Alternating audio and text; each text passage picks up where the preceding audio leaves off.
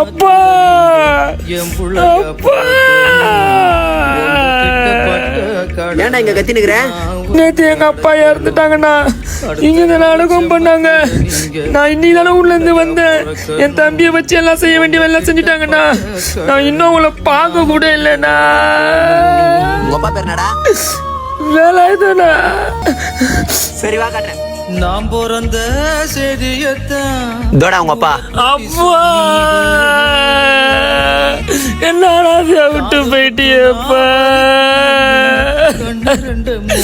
ஐயோ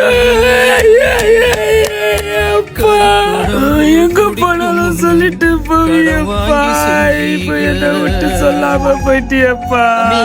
உங்க அப்பாவை கட்சியாதான் பார்க்க வரல. உன் கையால பாலாவது ஊத்து. அடுத்த ஒரு செம்மத்துல நீங்க